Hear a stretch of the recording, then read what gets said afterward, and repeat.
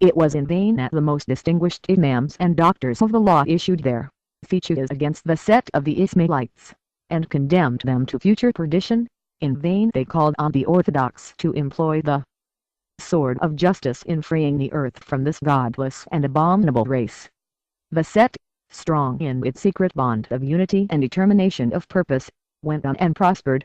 The dagger avenged the fate of those who perished by the sword, and, as the orientalized European historian of the society expresses it, heads fell like an abundant harvest beneath the twofold sickle of the sword of justice and the dagger of murder.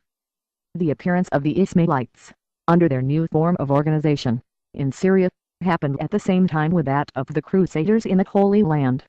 The Seljukian Turks had made the conquest of that country, and the different chiefs who ruled Damascus, Aleppo, and the other towns and their districts, some of whom were of Turkish, others of Syrian extraction, were in a constant state of enmity with each other.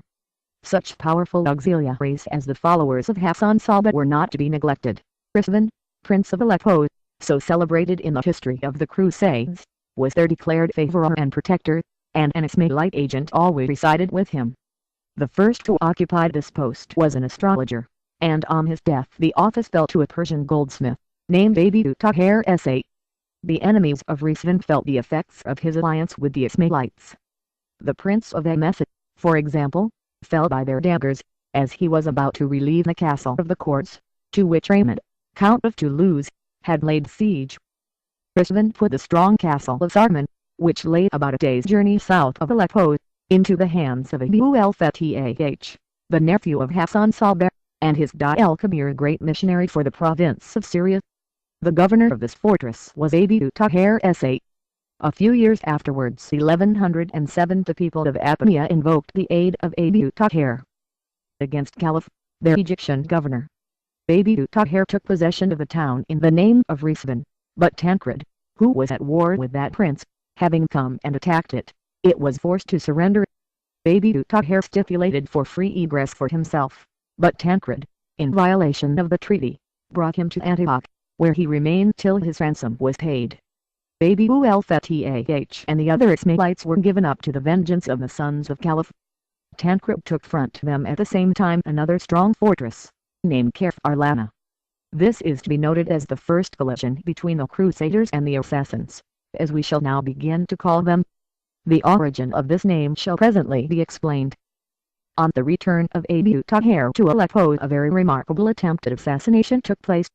There was a wealthy merchant, named Abidu Hardis *, a sworn foe to the Ismailites, and who had spent large sums of money in his efforts to injure them. He was now arrived from the borders of Turkestan with a richly laden caravan of 500 camels. An Ismailite, named Ahmad, the native of Rei, had secretly accompanied him from the time he left Khorasan, with the design of avenging the death of his father, who had fallen under the blows of Abu Hard's people.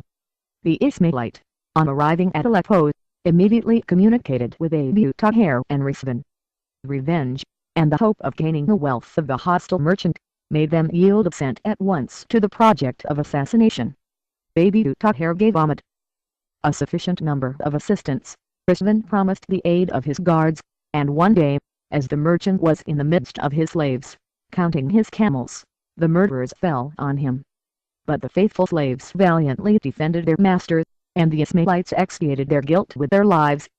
The princes of Syria heaped reproaches on Rizwan for this scandalous violation of the rights of hospitality, and he vainly endeavored to justify himself by pretending ignorance of the fact. Abidu Tahir, as the increasing hatred of the people of Aleppo to the sect made that town an unsafe abode, returned to Persia, his native country, leaving his son, Abu el-Fatih, to manage the affairs of the society in his stead. The acquisition of castles and other places of strength was now the open and avowed object of the society, whose aim was evidently that the empire of Asia, and no means was left unemployed for the effecting of this design. In the year 1108 they made a bold attempt at making themselves masters of the strong castle of Izar, also in Syria, which belonged to the family of Munkad. The festival of Easter being come, when the Mussulman garrison was in the habit of going down into the town to partake in the festivities of the Christians, during their absence the Ismailites entered the castle, and barred the gates. When the garrison returned towards night, they found themselves excluded, but the Ismailites, in their reliance on the strength of the place, being negligent, the women drew up their husbands by cords at the windows, and the intruders were speedily expelled. In the year 1113, as Medjid, Prince of Mosul, was walking up and down, on a festival day, in the mosque of Damascus, with the celebrated Taji Tegin, he was fallen on and slain by an Ismailite. The murderer was cut to pieces on the spot. This year was, however, near proving fatal to the society in Syria. Prisvan, their great protector, died, and the eunuch Luluk, the guardian of his young son, was their sworn enemy. An order for their indiscriminate destruction was forthwith issued, and, in consequence, more than 300 men, women, and children were massacred, while 200 more were thrown into prison. Baby Uel-Fetah was put to death with torture, his body was cut to pieces and burnt at the gate looking towards Iraq, and his head sent through all Syria. They did not, however, fall totally unavenged. The daggers of the society were directed against the governors and men in power, many of whom became their victims. Thus, in the year 1115, as the Atabeg Taji Tegin was receiving an audience at the court of the Caliph of Baghdad, the governor of Khorasan was fallen upon by 3 Ismailites, who probably mistook him for the Atabeg, and they perished.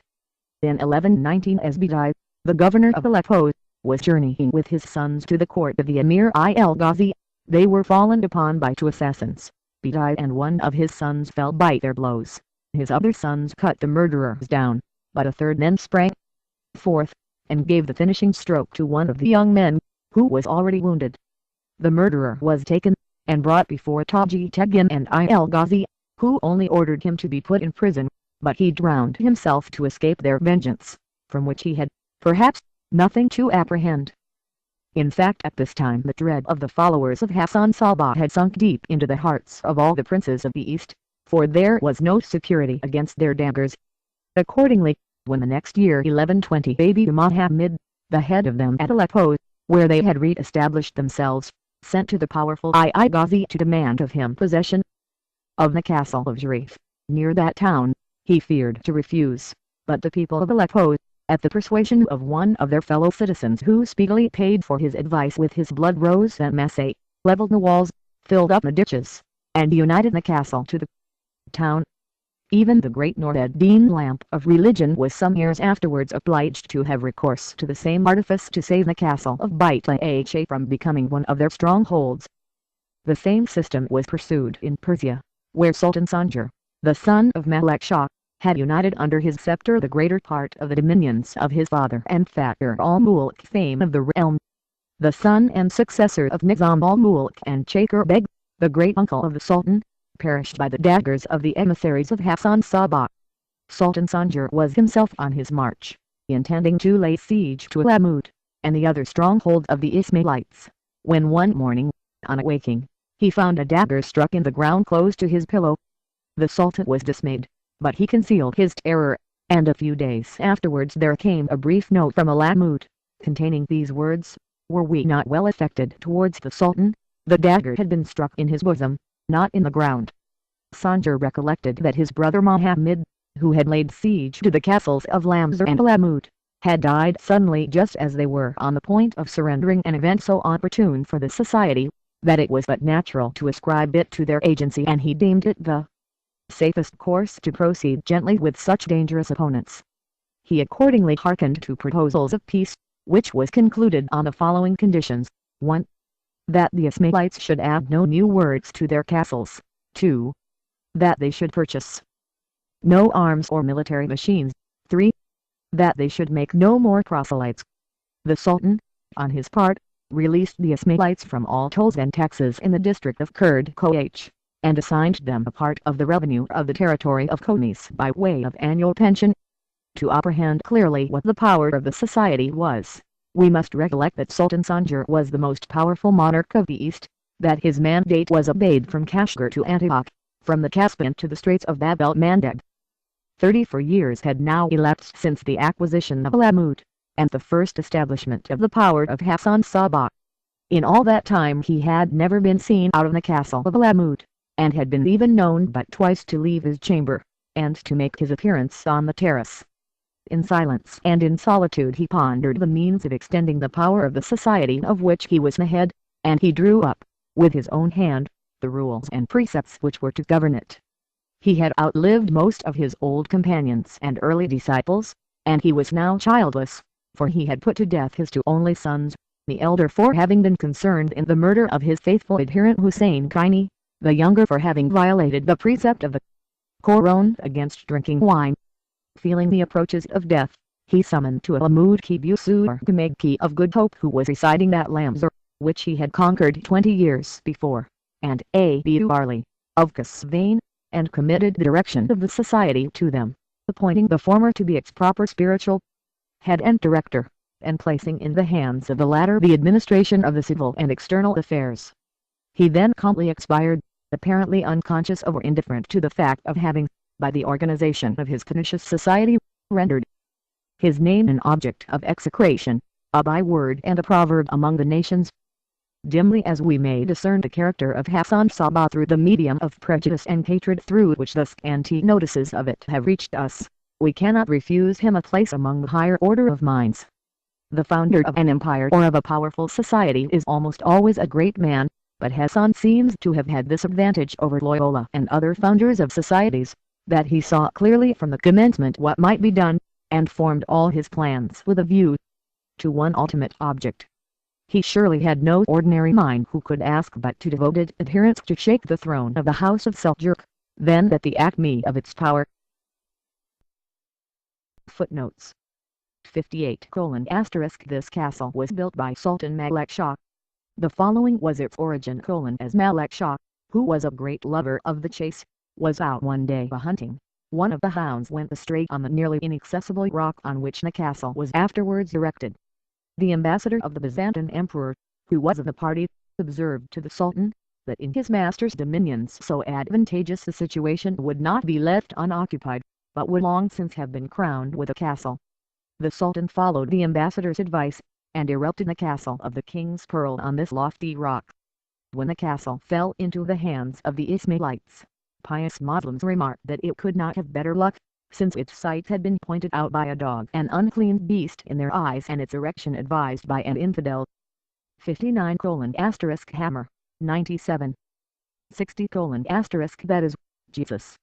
It may be here observed that the proper names of the Old Testament are still used in the East. Ibrahim, Ismail, Yahya, Jusuf, Musa, Daud, Suleiman, Issachar, Abraham, Ishmael, Jacob, Joseph, Moses, David, Solomon, and Joshua, or Jesus.